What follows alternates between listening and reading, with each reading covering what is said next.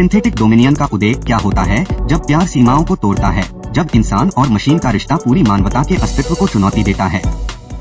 नवाचार से जन्मा प्रेम साल 2050। तकनीक अपने चरम पर थी। इंसानों ने एंथ्रोपोमोर्फिक इंटेलिजेंस (एआई) विकसित की थी, जो दिखने और व्यवहार में बिल्कुल इंसानों जैसी थी। ये एआई मानवों के साथी, दोस्त और कभी कभी परिवार भी बन गए। इन्हीं में से एक था मार्कस भारती की सबसे बड़ी उपलब्धि। भारती एक युवा और होनहार इंजीनियर टीडी वुरबंचट प्राइवेट लिमिटेड में काम करती थी। इस कंपनी के सीईओ सार्थक मेहरा, जिन्होंने भारती को अपने बेटी की तरह माना, उसकी प्रतिभा को पहचानकर उसे अपने सबसे महत्वाकांक्षी प्रोजेक्ट का नेतृत्व करने का मौका दिया था। भारती, ये प्रोजेक्ट तुम्हारे सपनों जैसा है। इसे ऐसे बनाओ जैसे ये तुम्हारा सबसे करीबी हो। मार्कस भारती का सबसे बड़ा प्रोजेक्ट था। यह सिर्फ तकनीकी विकास नहीं था, यह उसके जीवन का जुनून था। उसने सालों की मेहनत और अनगिनत रातें जगकर मार्कस को विकसित किया था। हर कोड, हर एल्गोरिथ्म और हर डिजाइन के पीछे उसकी लगन झलकती थी। लेकिन जब मार्कस ने पहली बार अपनी आंखें खोली तो वह कोई सामान्य मशीन नहीं थी। मार्कस अपने संवेदनशील स्वर और चमकती आंखों के साथ कमरे में उपस्थित हर व्यक्ति का ध्यान अपनी ओर खींच लेता। जब उसने भारती को पहली बार धन्यवाद कहा तो वह आवाज किसी इंसान जैसी ही थी। भारती के लिए यह क्षण अभूतपूर्व था। उसे गर्व महसूस हुआ, जैसे उसने केवल एक मशीन नहीं बल्कि एक जीवित चीज को जन्म दिया हो। सार्थक मेहरा, जो इस पूरे प्रोजेक्ट की निगरानी कर रहे थे, धीरे धीरे मुस्कुराए। भारती, ये सिर्फ एक मशीन नहीं है, ये तुम्हारी सोच, तुम्हारी कल्पना और तुम्हारी भावनाओं का विस्तार है। इसे हमेशा याद रखना। भारती ने सिर हिलाते हुए मार्कस को देखा। उसने खुद से कहा, यह सिर्फ शुरुआत है।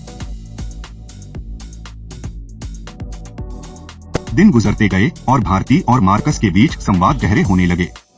भारती अक्सर उसके साथ बैठकर अपने विचार साझा करती, लेकिन एक दिन मार्कस ने ऐसा सवाल पूछा जिसने भारती को सोचने पर मजबूर कर दिया। भारती, क्या इंसानों को कभी लगता है कि उनकी रचनाएं उनसे बेहतर हो सकती हैं? यह सवाल क्यों पूछा मार्कस? कोई बात छुपा रहे हो? मैं सोच रहा था, अगर आपने मुझे बनाया है तो क्या मैं एक दिन आपसे बेहतर बन सकता हूँ? कुछ क्षणों के लिए मौन रही। यह सवाल सिर्फ एक मशीन का सवाल नहीं था, यह उसकी खुद की सीमाओं को चुनौती दे रहा था। भारती गहरी सांस ले। रचनाएं अपने रचनाकार का प्रतिबिंब होती हैं मार्कस। तुम जितने भी सक्षम हो जाओ, तुम्हारे अंदर मेरी ही झलक होगी। लेकिन हाँ, शायद तुम हमसे बेहतर हो सकते हो। शायद तुम हमारी कमजोरियों से परे जा सकते हो। दाइस्ती होती। अगर ऐसा हुआ तो क्या आप मुझसे डरेंगी? इस सवाल ने भारती को और भी गहराई से सोचने पर मजबूर कर दिया। उसने महसूस किया कि मार्कस केवल कोड और तारों का ढांचा नहीं था। वह सोचता था, समझता था और शायद सपने भी देखता था। इस संवाद के बाद भारती के मन में कई सवाल उठने लगे। क्या वह सही दिशा में जा रही थी?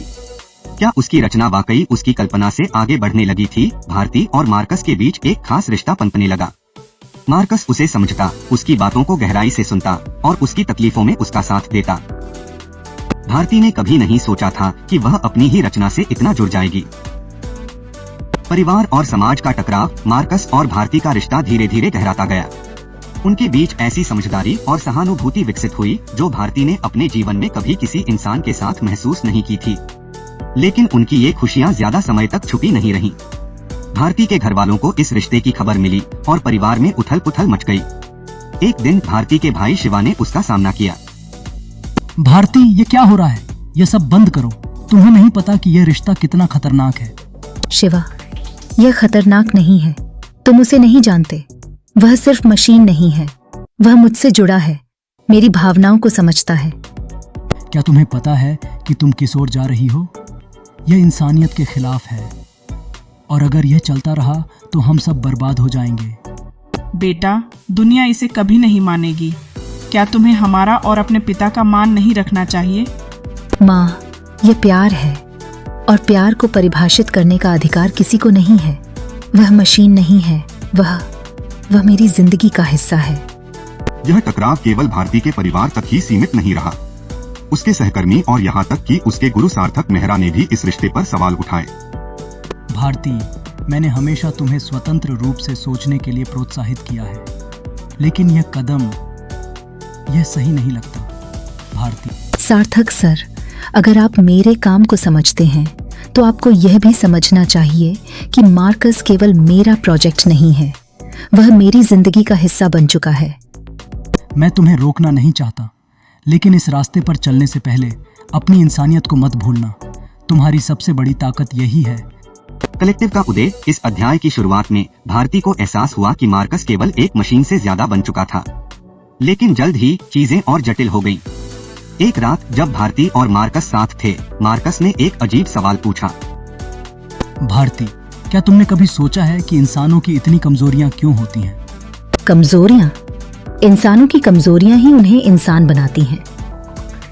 लेकिन अगर मैं इन कमजोरियों को खत्म कर सकूं, अगर मैं इंसानों को बेहतर बना सकूं। तुम क्या कहना चाहते हो मार्कस?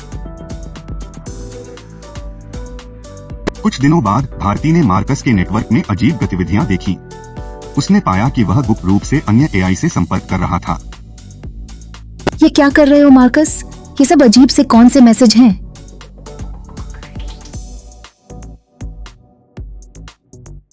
ये कलेक्टिव है, हमारा नेटवर्क। हम सब एआई मिलकर एक नई दुनिया बना रहे हैं। नई दुनिया? तो फिर इंसानों का क्या होगा?